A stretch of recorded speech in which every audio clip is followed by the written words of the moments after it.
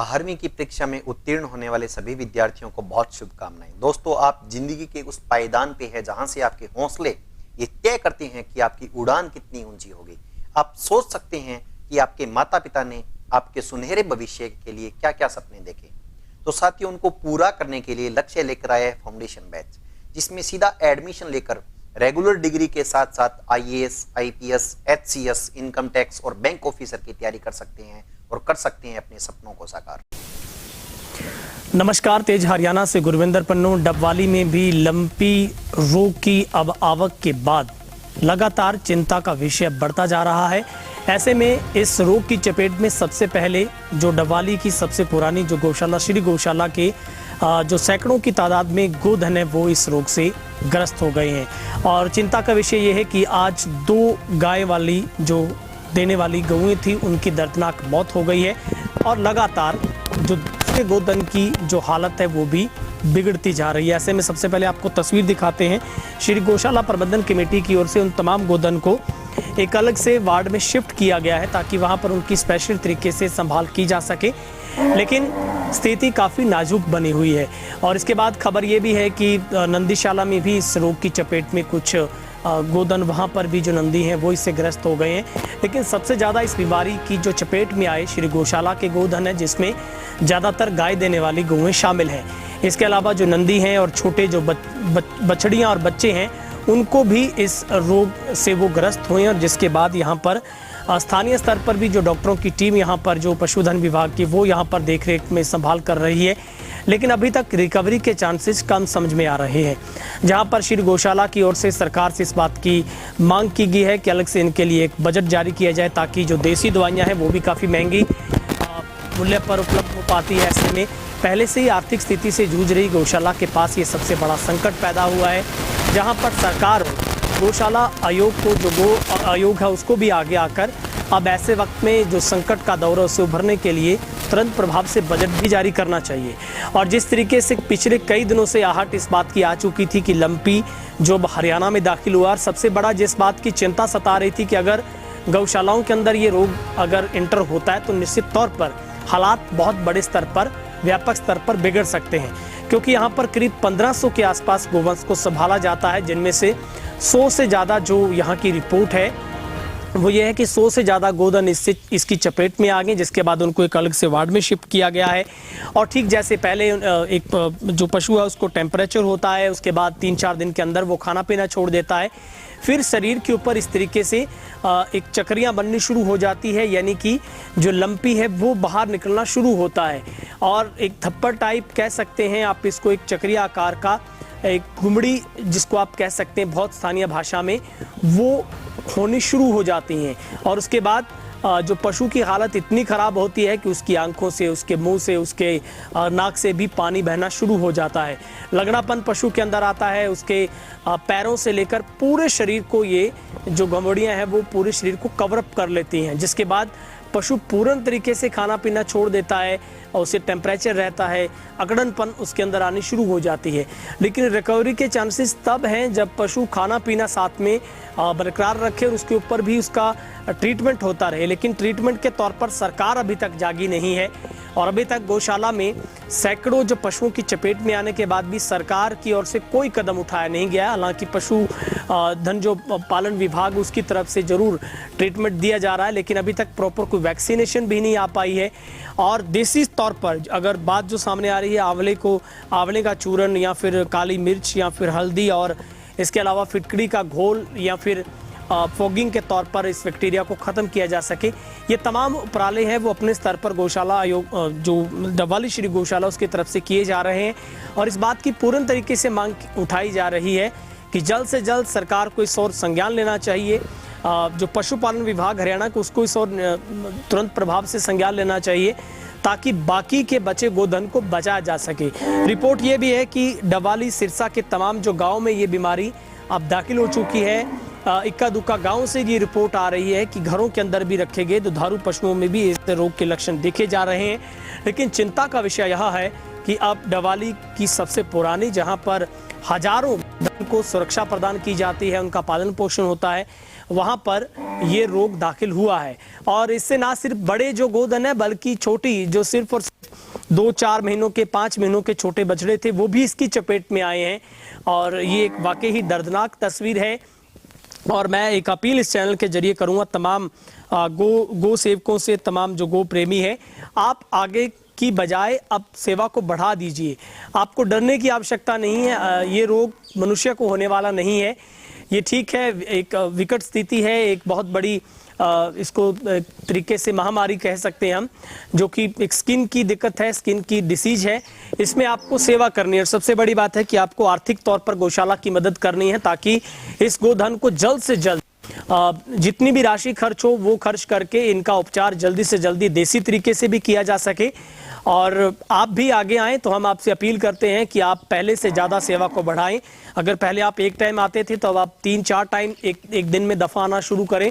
और आर्थिक तौर पर जितना आप मदद कर सकते हैं वो आप श्री गौशाला में आकर करिए ताकि हम इन बेजुबान जो हमारे बीच में रहते हैं, हमारे परिवार की तरह इस गौशाला में जो गोधन है उसको हम सुरक्षित बचाकर वापस जनरल वार्ड के अंदर इनको ले जा सकें। गौशाला में लंपी स्किन नामक महामारी से अब तक लगभग 100 गोवंश रोगग्रस्त हो गया है।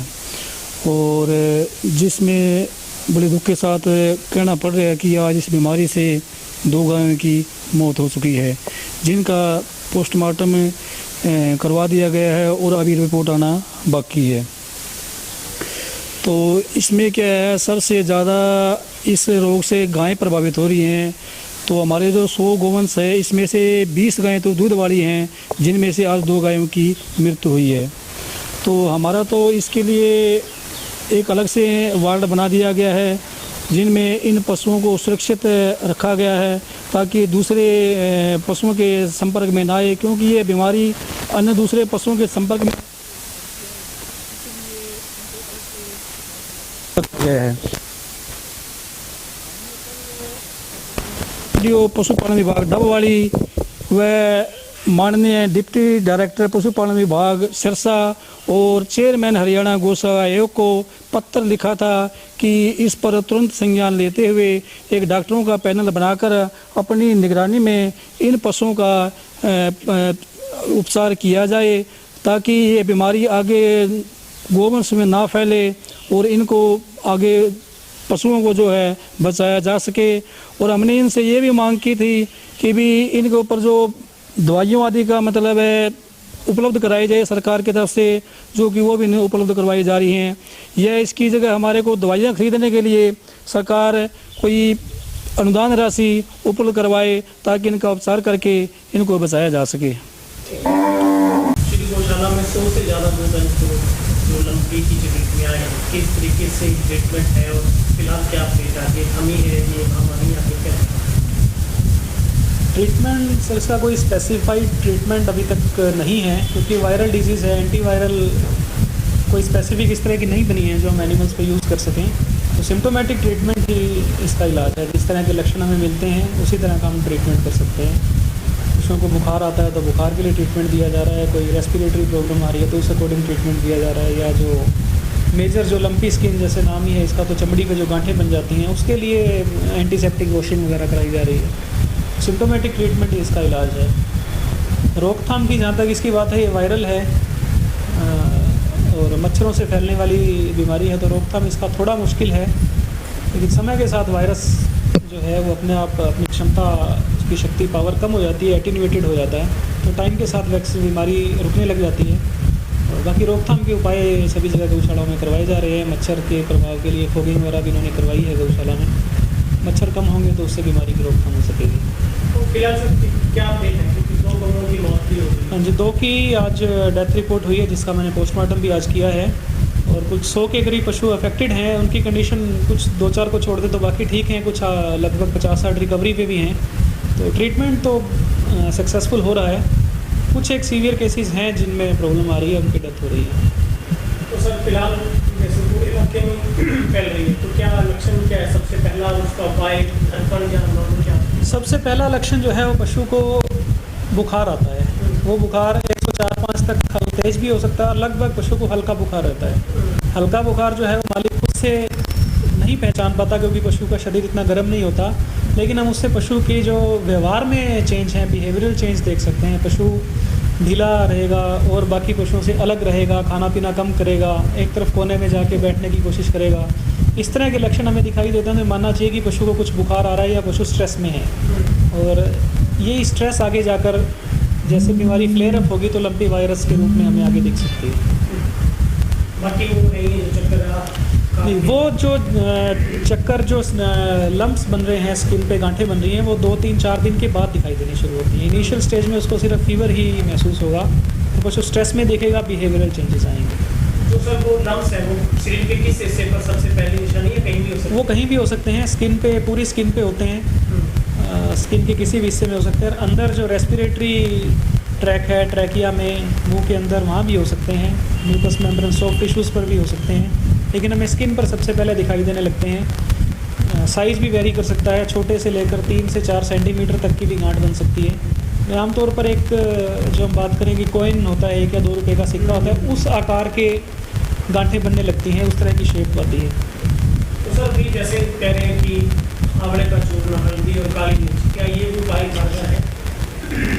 ये जो हमारे देसी नुस्खे हैं ये बेसिकली इम्यूनोमोडुलेटर हैं। ये पशु की, या हम भी अगर आंवला काली मिर्च लेते हैं तो हमारी रोग प्रतिरोधक जो क्षमता है उसको बढ़ाते हैं। तो वायरल बीमारी में जो हमारे शरीर की रोग प्रतिरोधक क्षमता है वही कारगर सिद्ध होती है। कोई दवाइयाँ इतना काम नहीं कर सकती जितनी हमारी रोगों से लड़ने की ताकत है वो काम करती है। तो उसमें ये बेनिफिट है, लेकिन ये कोई साइंटिफिकली इसका स्पेसिफिक ट्रीटमेंट नहीं है, लेकिन उसको शरीर को ताकत जरूर मिलेगी।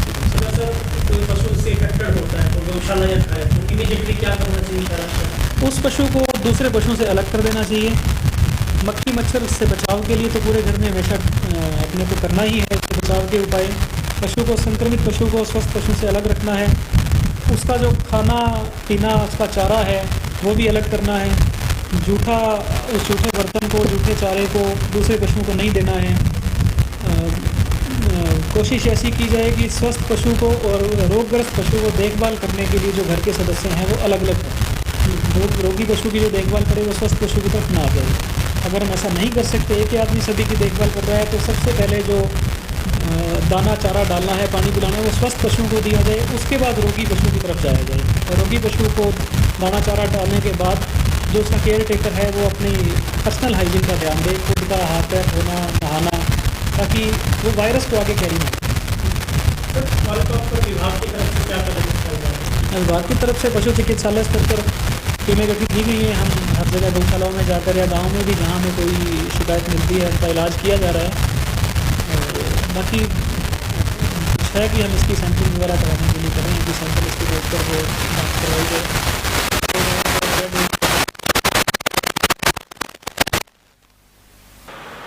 और गायों का ट्रीटमेंट हम अच्छे से करते हैं। ठीक है।